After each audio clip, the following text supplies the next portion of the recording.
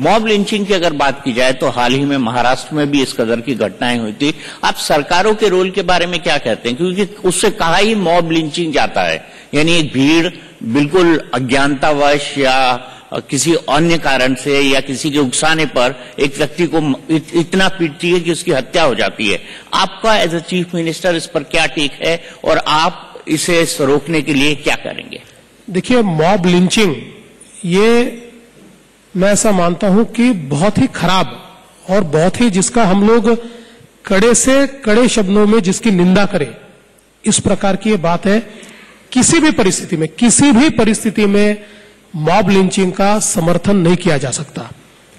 जहां तक महाराष्ट्र की घटना का सवाल है, विशेष रूप से अफवाहों के कारण जो घटना महाराष्ट्र में घटी और बिल्कुल दूर दराज के एक गांव में एक बड़े ही पिछड़े समाज के कुछ लोग, गांव भी पूरा आदिवासी गांव है, पिछड़े समाज के लोग वहां पर गए और किसी ने अफवाह फैला दी कि ये बच्चे चुराने आए हैं और हुआ था महाराष्ट्र में। हाँ, और जितनी निर्ममता के साथ उनको मारा गया।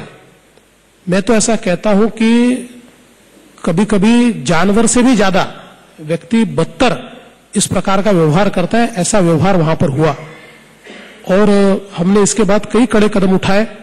विशेष रूप से अफवाहों के ऊपर विश्वास लोग न रखे, इसके लिए बहुत बड़े पैमाने पर हम लोगों ने जन जागृति की है।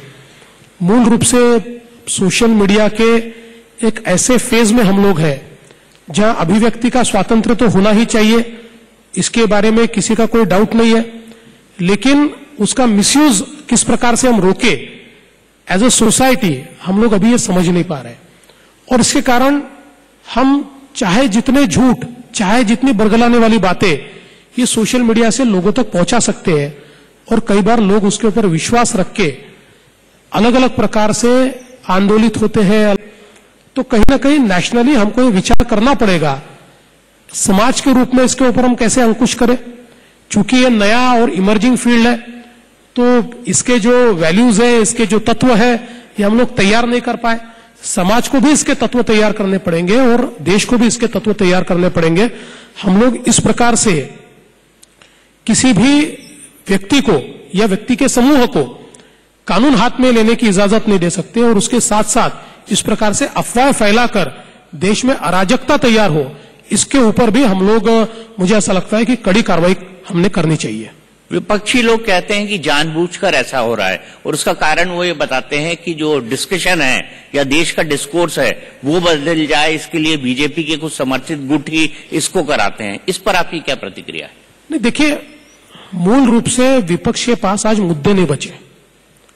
केंद्र की सरकार ने जिस प्रकार से देश में काम किया है और मोदी जी के नेतृत्व में जिस प्रकार से देश आगे जा रहा है, विकास के मुद्दे पर हमसे बहस नहीं कर सकते, निवेश के मुद्दे पर हमसे बहस नहीं कर सकते, किसी भी मुद्दे के ऊपर ये लोग हमसे बहस नहीं कर सकते और इससे लोगों का ध्यान बटाने की कोशिश हो रही है। देखिए, मॉब लिंचिंग खराब तो है ही, पर उसके लिए मोदी जी को कैसे दोषी करार दिया जा सकता है?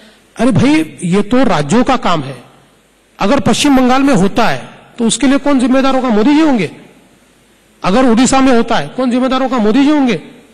तो मुझे यह लगता है कि मूल रूप से ये मानसिकता ही खराब है और एक प्रकार से इसको आगे लाकर जो हमारा डिस्कोर्स है, जो डिस्कोर्स विकास की ओर होना चाहिए, आम आदमी के जीवन को कैसे बदले इसकी ओर होना चाहिए, उसको बदलने की कोशिश ये विपक्षी ओर से की जा रही है। मुझे ऐसा लगता है कि इस प्रकार की राजनीति देश के हित में नहीं है।